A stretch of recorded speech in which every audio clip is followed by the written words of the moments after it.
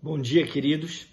Consideremos um pouco mais a respeito do que está dito na carta de Paulo aos Filipenses, no capítulo 2, nos versos 13 até o 16, onde lemos o seguinte: Porque Deus é o que opera em vós, tanto querer como efetuar, segundo a sua boa vontade. Fazei todas as coisas sem murmurações nem contendas, para que sejais irrepreensíveis e sinceros, filho de Deus, inculpáveis, no meio de uma geração corrompida e perversa, entre a qual resplandeceis como astros no mundo, retendo a palavra da vida. Meu querido, minha querida, resta claro nestes versos que Deus se propõe a operar em nossas vidas o querer, ou seja, o aspirar, o pretender, o desejar.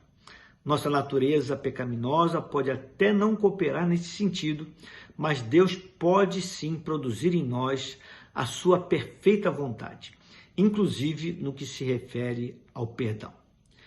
E para além disto, ele se propõe a operar em nós o efetuar, ou seja, o realizar, o executar, o levar a cabo aquilo que pretendemos segundo o seu bem-querer. A esta operação chamamos de capacitação.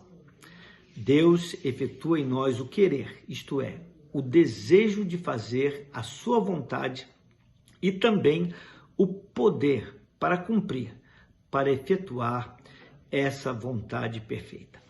Esse mover de Deus sobre as nossas vidas é algo muito especial.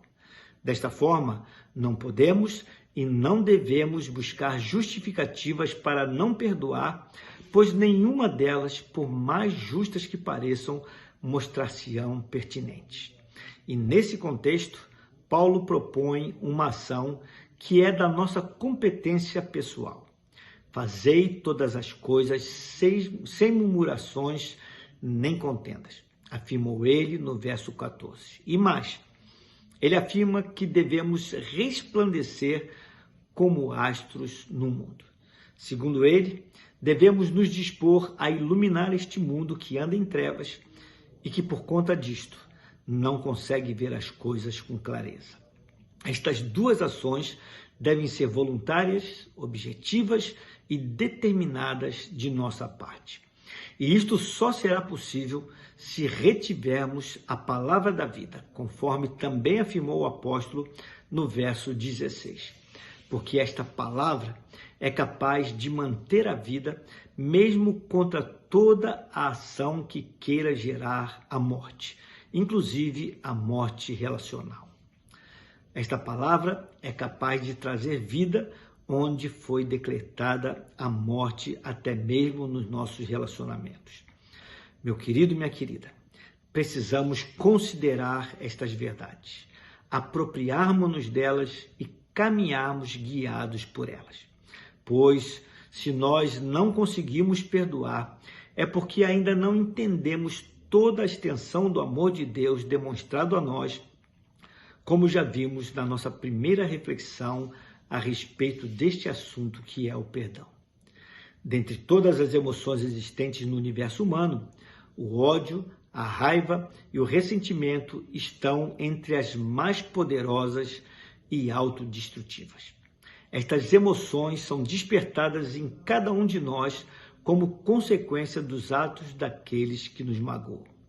E na maioria das vezes, tais atos procedem das pessoas que um dia já foram objeto do nosso mais sincero amor. Nós podemos até pensar que tais pessoas merecem o nosso rancor e que devem sofrer o nosso ódio. Entretanto, pensar e agir assim, viver carregando e sentindo ódio, desprezo ou raiva, significa pagar um preço incrivelmente alto, visto que estes sentimentos nos fazem mudar. Eles modificam a nossa mente e o nosso coração. Nós ficamos embrutecidos, como um fogo alastrando-se numa floresta e consumindo e espantando toda a vida ali existente. Tais emoções e sentimentos destrutivos podem tornar-se tão fortes a ponto de consumir e de expulsar outros sentimentos bons no nosso coração, levando-nos a atitudes extremas e externas de agressividade doentia ou internas de amargura profunda. Quando conhecemos alguém que está dominado por essas emoções e percebemos como se expressa o tormento interior, não é nem preciso usar de muita imaginação para adivinhar o que tal pessoa está vivendo por dentro. Ódio, raiva, amargura e ressentimentos corroem o coração e a alma da pessoa que os carrega. Quando decidimos não perdoar, acabamos presos ao passado e andamos em trevas. Isto é o que nos afirma o apóstolo João na sua primeira carta, no capítulo 2, nos versos 9 até o 11, onde lemos o seguinte: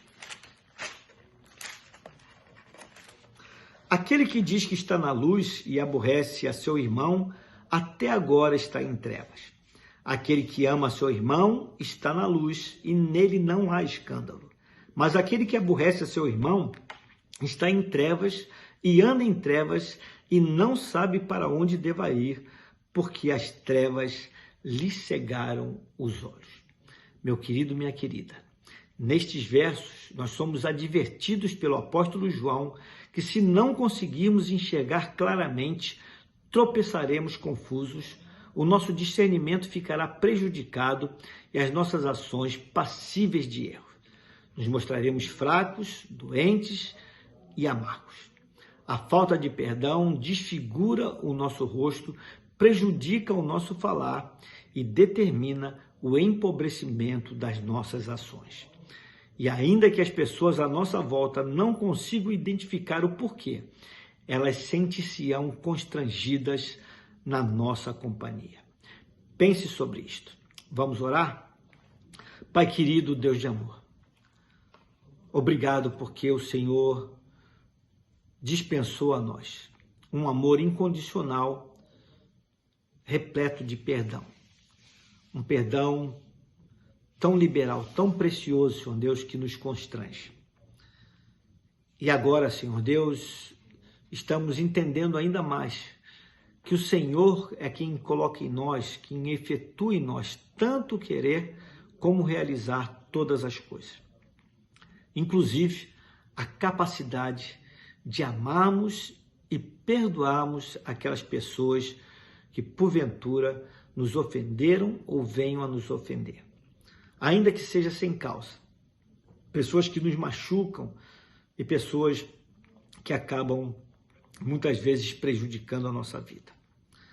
Obrigado, Senhor, porque Tu abres os nossos olhos e nos ensina, de fato, a perdoarmos, porque nós temos essa tarefa, Senhor Deus, de iluminar a sociedade à nossa volta, porque nós fomos iluminados pelo Teu amor. Então, por isso, Senhor, não permita que haja em nós ódio, ressentimento, amargura, rancor, que nos impeça, Senhor Deus, de perdoar quem quer que seja que tenha nos ofendido. Que assim como fomos perdoados pelo Senhor, possamos também oferecer àqueles que nos ofendem, que nos ofenderam ou que vierem a nos ofender, o perdão genuíno, nos afiliando assim ao Senhor.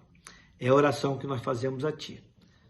Desde já, Senhor Deus, te agradecendo, porque sabemos que de nós mesmos nós não conseguiremos isso, mas o Senhor pode sim criar em nós essa vontade, operar em nós esse querer e esse efetuar segundo a Tua boa vontade.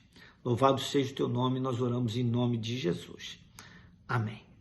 Meu querido, minha querida, tenha um abençoado dia.